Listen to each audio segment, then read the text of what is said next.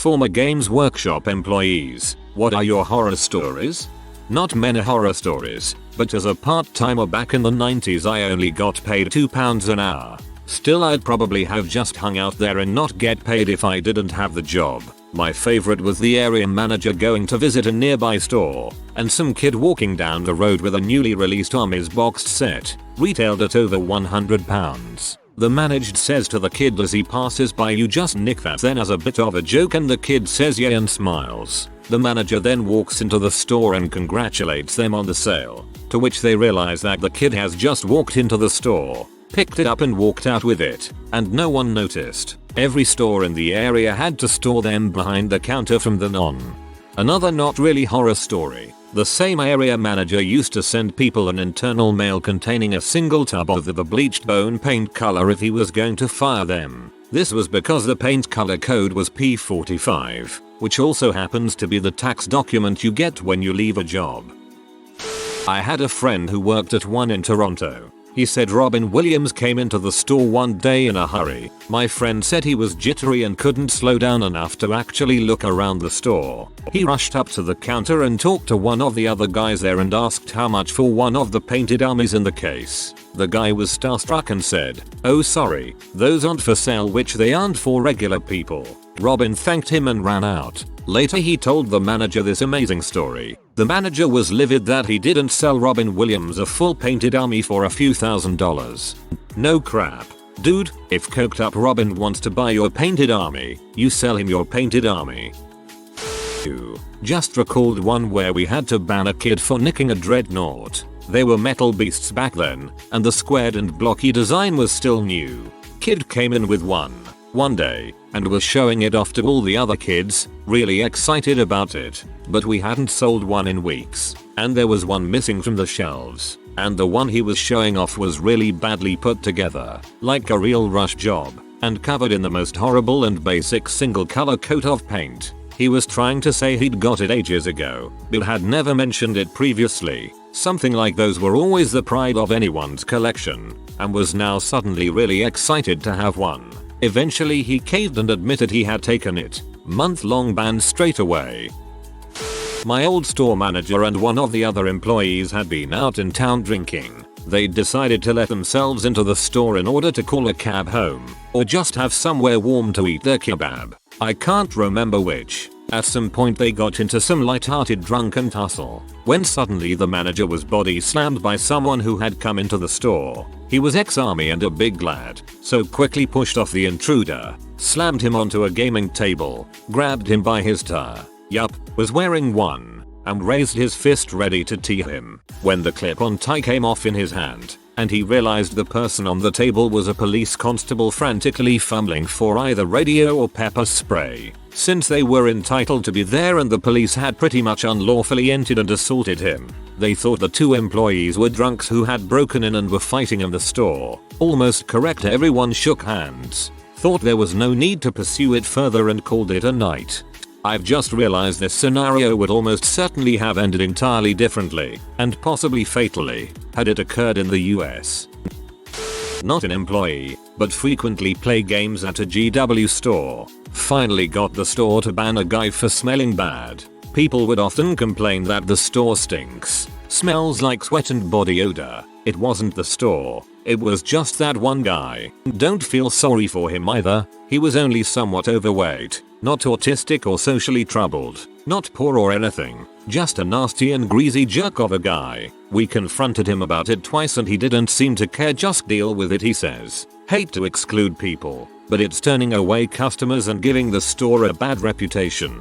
I had an employee like this. One time I sat him down and told him he reeked of wet moldy laundry. He responded, "Okay, so it's not just me," and I was like, "What?" He continues, "Yeah, my dryer doesn't dry clothes very well, so I have to hang them dry." I thought I smelled something weird, but no one's ever brought it up, so I thought it was just me. I'll get the dryer fixed ASAP.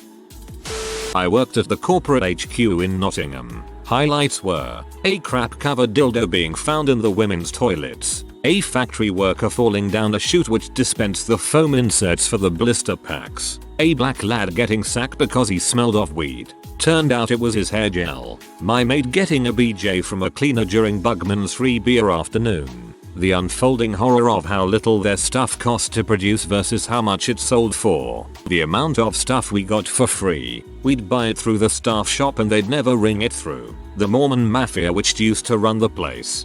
Please elaborate on the Mormon Mafia.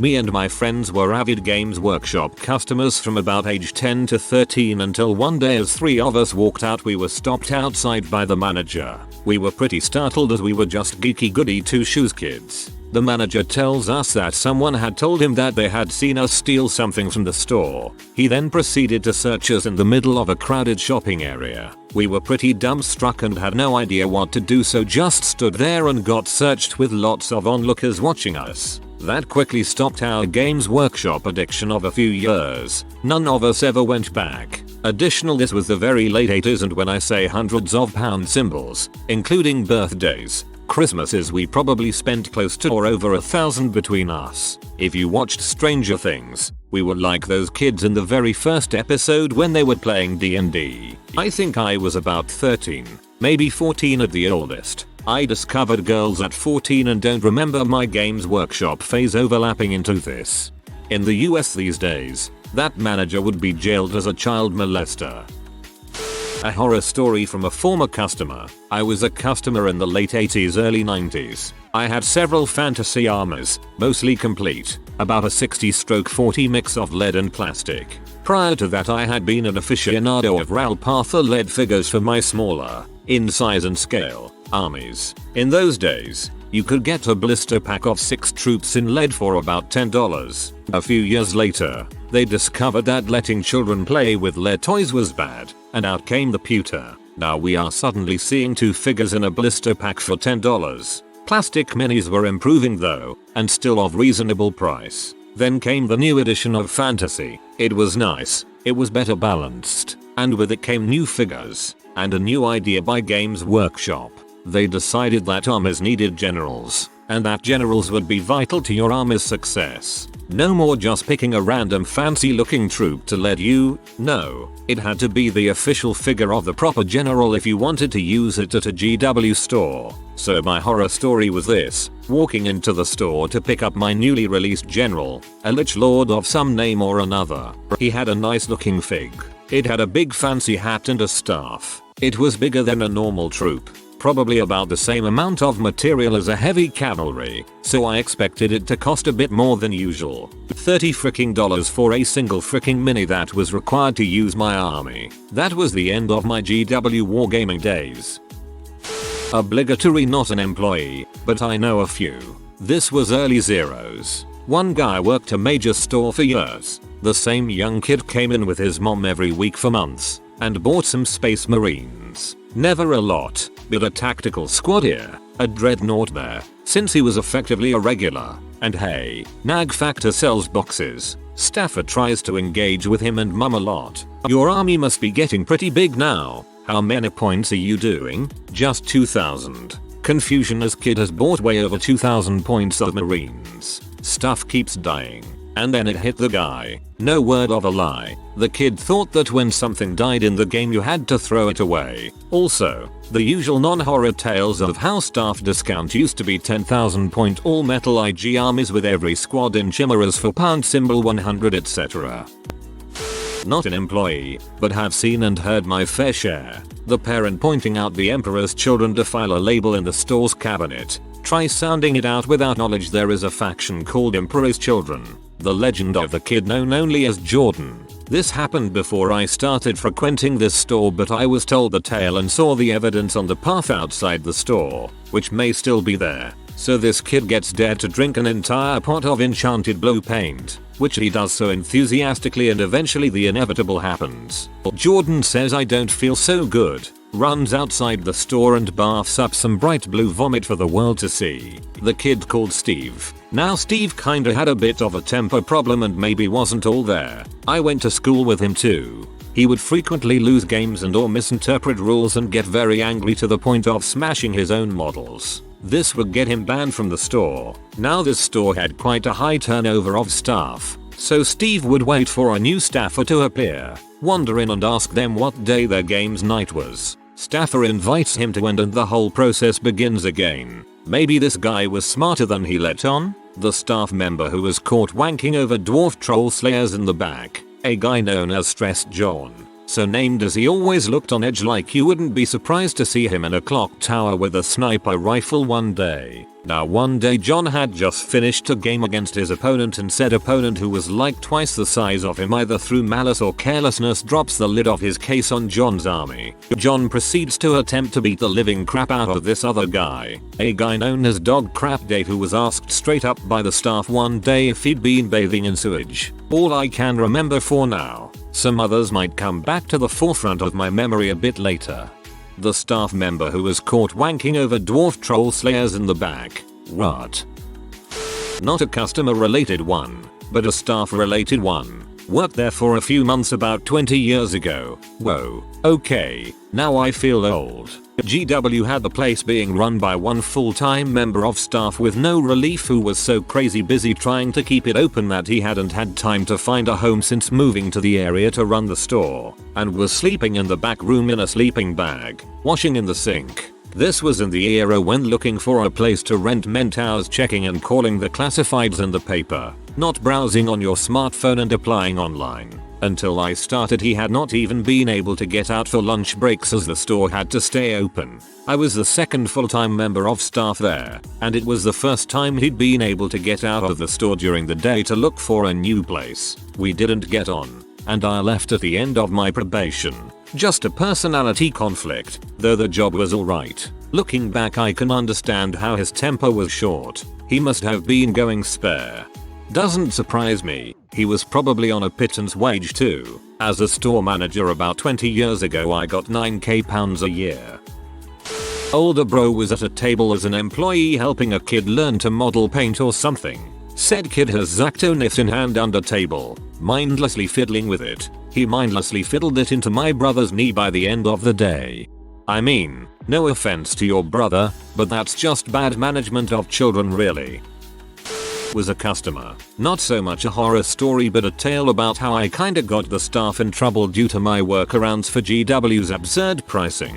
About 15 years ago, when the new Imperial Guard plastics came out, they were selling heavy weapons squads for about £20. That box gave you 3 heavy weapons. For context, my army had 4-5 weapons squads and a weapon in every regular squad, so that got expensive fast. The box contained 3 bases, 6 troops, 3 tripods, some other fluff bits, and then 3 of each heavy weapon. 15 total. I was crafty, bought a pack of large round bases and dug out my spare parts box for figures. Mounted the 3-less cannons on the included tripods and bases with a single figure each. Mounted the 3 heavy bolters on the included sandbags and with an included figure on my own bases. Did the same with the 3 autocannons, but chopped up my own figure to make him lie down to use the gun. The mortars I just mounted to regular figure bases. The missile launchers fit on a regular spare figure. All 15 weapons accounted for from one box. Some of the staff thought this was hilarious. Then they got a bollocking from the manager because whilst they push the whole conversion and creativity thing, it's totally unethical to encourage people to spend £21.50 instead of £100. I miss 40k so bad, but goddamn do I not miss GW.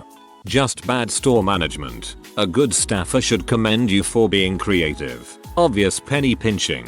Gluing a gun on a base and saying they're invisible or something daft is frowned upon.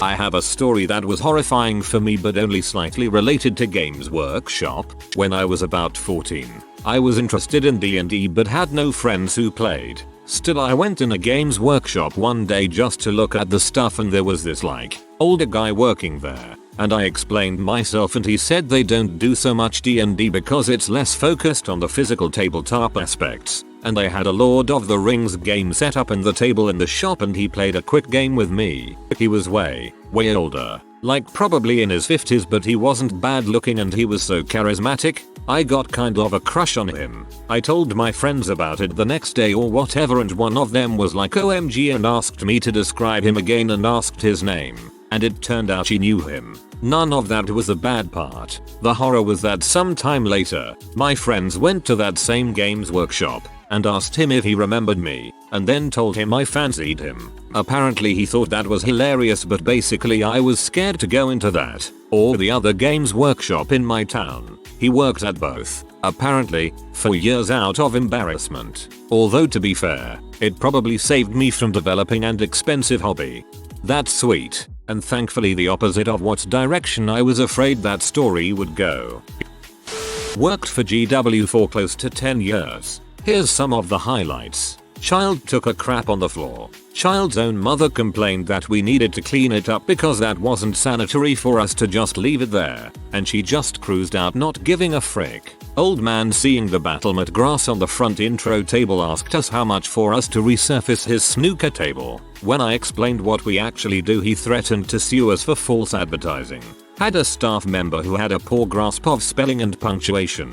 He was the only person I've ever seen who would put a space before the period at the end of a sentence, like this. After I had to fire him for misconduct, getting into a fist fight in the store with another staff member and bullying other staff, he wrote a complaint letter to HO posing as a kid saying I sexually harassed his mother, bullied him and his friends, and discriminated against him and I should be fired. Every sentence, however, was punctuated like this. I showed the evidence to the area manager, who wrote him back saying, "We're so sorry you went through that. If you and your mother could please come to HO, we will gladly gift you $200 worth of product as a gesture of goodwill." Needless to say, that went unclaimed. Not an employee, but I used to play it, though I really sucked at it and loved painting the figures more than anything. A few of my friends started a local gaming club in our hometown because the nearest store had started preventing people from playing there, giving the reason of the new rules. If memory serves me correctly, the latest edition of Warhammer 40k from GW had introduced a new rule that said an army had to be a certain size, painted, and consisted of models that were from the latest edition. At least that's what the shop staff said in a condescending and patronizing tone. So kids showing up to play had to have spent hundreds of pounds symbols on models and paints and had them painted to an acceptable level, which was up to the staff to decide. And new. I stopped playing completely around then. Gone were the days when you could make kit bash land raiders etc. or use improvised models, which was the whole point of the original Rogue Trader edition. I remember a GW store employee nonchalantly telling my friend, who organized the local club, that having a local Warhammer club was against the rules and not legal. He peed himself laughing at the thought of the local police storming the flat above his shop to seize toy soldiers as a GW official stands by to inspect their authenticity. Not an employee or a customer, but I saw two big guys have a fight inside my local GW for the last set of some small figures. I actually have something for this. I was a red shirt at the Memphis World of Battle in 2003 to 2004. Back then we had a battle bunker and tons of display cases, before the single person store model shut that down.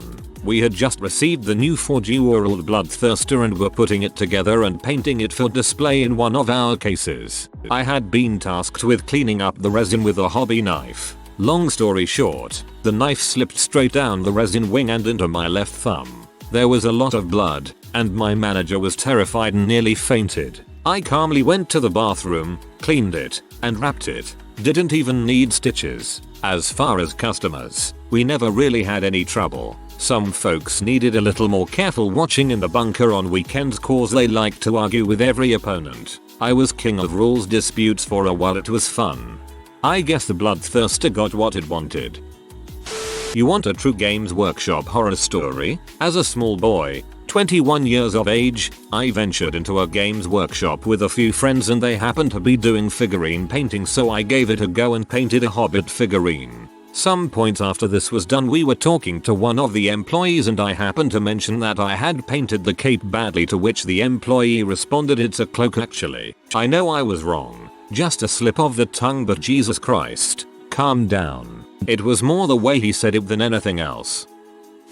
Just remembered another. Had two kids and a dad that used to come into the store regularly to play on the weekend. The kids used to punch on with each other the whole time they were in the shop, so naturally we nicknamed them Punch and Judy. The dad used to always brag about how expensive his new camera or his new watch was that he just bought. Meanwhile always complained that we didn't have enough price band-aid listers in the store because he never wanted to spend more than that. The dad had bright white hair and always used to wear short shorts, so we nicknamed him Tighty Whitey. While Tighty Whitey would refuse to purchase anything significant for his kids' armies, one day he decided that he himself was going to get into the game and dropped several $100s on a Dark Elder army. He then proceeded to join his children at the store every week and mercilessly beat 10-year-old kids with his cheesy Dark Elder list. His kids clearly were not his biggest fans, so they took great pleasure in watching a couple of us staff giving their dad a beat down with some of our more competitive armies.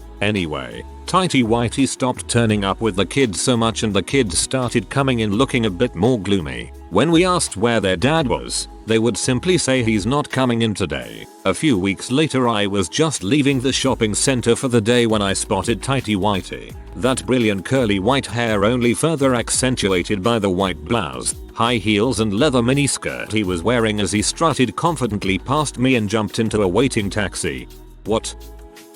Not a GW employee, but I worked at an independent retailer during the late zeros. That was a horror by itself. We don't have an official GW store and shipping was super expensive, so people bought for us. Until of course GW made us jack up the prices. People would show up with full armies while we hadn't sold inventory for months. It was way cheaper for them. Another horror story was one child was dropped off for tournament day in the morning. We played the tournament, spend time painting, etc. The store was about to close and no parent to pick this kid up. It was a one employee shop, so I had to call my boss and tell him what's up. He drives down ASAP so I wouldn't stay alone with the child. The kid tries to call his mom and no answer. Calls his dad and no answer. The store closed at 6 and it was 8 at that point. We bought him dinner and I played a few more games with him while my boss was trying to work things out with the police. Sometime around 9:30 his mom shows up and picks him up. No thank you, no nothing. We asked what happened and she said oh nothing. I just didn't want to make the drive to come pick him up at 6 inches. It was a 15-minute drive, maybe 20 if you struggle to find parking. Not an employee, but former girlfriend of employee. We were dating in high school, so there wasn't much to do around 16-17 other than hang out at the mall where my boyfriend worked. I was there a lot of the time basically as an unpaid employee. The amount of creepy guys in fedoras, cargo pants, thrift store blazer and video game t-shirt combos offering to buy me booze or trying to get me to come game with them was staggering. Not only are you hitting on an underage girl, offering to do something illegal, but you haven't had a bath in months and my boyfriend is 5 feet away. Disclaimer, not saying all guys with video game t-shirts are gross, since I married one. But any adult hitting on a high school girl is already gross in a lot of ways. Also don't understand why all these guys thought throwing a blazer over a t-shirt makes you fancy. My GF at the time, now wife, hated going into the store. It was insane how quickly everyone stopped and stared. Not employee, but I beat the corridors of Corn back in 2003 at the grand opening of a games workshop in my mall. Took home a 2000 point fantasy army which I took full advantage of. I am guessing the intended people to get their dream army wasting points on things like magical weapons that add no value. Heck no. My general was a 60 point engineer and the rest of the army was a min-max of points $$. 7th grade me was a freaking genius. Should have gone with 2k in goblins. Until my local store closed I had to always hear the staff recount the time I brought in a hot blonde towards the end of a date and she bought the Warhammer Fantasy starter set. Unfortunately she moved back to college a couple weeks later and now, 6 years later, recently got married. It's never too late. Stories I was not around for, so would have been late 90s or early turn of the century. Managers meeting somewhere in Eastern Europe. They are all P. One falls over a balcony 10 feet and is fine but narrowly missed the next 50-foot drop. Managers meeting in Amsterdam. One of them has to get bailed out of a brothel by area manager using company card. Managers meeting at Bugman's with hired strippers. One's I was around 4. Direct sales not hiring a pre-op male to female because the managers were homophobic and scared. She was the best interviewee they had that day, so made some stuff up about having to deal with parents' reaction to her. Alan Merritt. One of the Golden Demon judges for years is colorblind. Alan Merritt is also the sole person responsible for the Age of Sigmar freak-up of having no points on release, as he was so desperate to remove any trace of Rick Priestley. Thankfully he is gone now. One of the management couples was Scots, who drank a lot and fought. She stabbed him at some point during an argument at home. They are still together. Nick Baton is very religious and very homophobic. Thinks gays are disgusting and should not exist. We'll post some stuff from the Brian Ansell days for true horror stories of that insane coked up mental case. Not me, but a friend. He got loads of great horror stories. Apparently one day a confused old man came into the store wanting his shoes fixed. He did not really care that they told him he had to go somewhere else. Just dropped them and told them he needed them done by Thursday. One of his co-workers had to run after the guy to give him back his shoes. Their store was quite close to a frozen yogurt place, so every once in a while a mentally handicapped guy came and smeared their display windows happily with it. But mostly he said it was just annoying kids fighting for attention while he was paid next to nothing to work under a scummy boss who regularly stole from the shop. Oh, and their cult-like indoctrination. Apparently they were trained to target children specifically, had a catalog of phrases they were required to use, avoid, and were monitored all the time on their sales statistics, behavior, etc. Tom Kirby's Little Red Book. So glad that turd got forced out of the company. I used to frequent a GW sponsored store through the early mid-90s to play MTG. Around the time Arabian Nights and Antiquities were played regularly. Smoking was allowed in the store at that time, and someone tossed their cig into a trash can, think it was stomped out, and caused a store fire during a tournament. Every now and then I get a flashback image of looking back at the long table strewn with Moxes, Black Lotus, and Workshops as the fire leapt across all the stacks of papers and books. The entire building was a burnt shell the next day. A huge bummer. My GF got fired from there recently. Her co-worker was a complete butthole to her constantly, just yelling at her and berating her over mistakes she made because they never bothered to train her properly. Like she'd forget to save some file because she was never told to save her and he'd yell at her for it. Not even her boss, just the guy sitting in the cubicle next to her. She'd go to their boss, but it would just be hand waved away. When she was hired she was told she could give away free stuff occasionally as long as it was under a certain amount. She got a letter from someone in charge of a unit in the British Armed Forces, saying his men could use a moral boost and entertainment, so he was curious if they could help them out at all. So she sent them a starter pack with a few paints. Got chewed out from her higher ups for that. There was some refund request and she asked for a copy of the receipt and a few other info as trained, and when she received the info she went ahead and did the refund. She was almost immediately scolded by her superiors for handling the situation as she was trained. The kicker? She handled it correctly. They later contacted her again to say actually she handled it correctly and what she did is how they will handle all the cases from then on. The customers loved her. There were even topics here on Reddit talking about what a great support rep she was, but everything good she did was ignored and she was constantly yelled at for even the tiniest mistake. Eventually got the stomach flu and had to miss 5 days. Doctor's note and everything, and when she came back mysteriously they decided they were going to go another direction and they should part ways. Oh well. She's much happier now with a different company without constantly being yelled at by her co-workers, and they lost a support rep the customers actually loved. Life moves on. I'm realizing now reading the other responses you might have been looking for horror stories about dealing with customers. Sadly not an employee nor a player of GW games, but a friend of players. Went into the local store with said friends and was just browsing. I don't play, but I can appreciate the level of design and art in both the models and the painting. One of the employees comes up and asks me which army I play. Oh, I don't play. I'm just looking around. Okay then. Which army are you looking to play? I'm not. I'm just having a look around while my friends are getting their figurines. So are you looking to play 40k or regular? Neither. I don't play and don't have the patience to paint to the extent I'd be happy with them. At this point he starts to get confused. Someone in the shop that doesn't want to play? We sell a starter pack you can have a look at. I'm sorry, but you're not listening. Trying to sell stuff to me is a fruitless endeavor and you'll get no sale from me. If you're after a sale, there's a few folk that have just walked in that look more interested than me. Sorry. And I turn to look at the books. We've got a deal on with the Skaven if you're looking for a starter set. Stop breaking the NPCs. If you are new to the channel, you can subscribe. I publish new videos every day. Until then, check another video.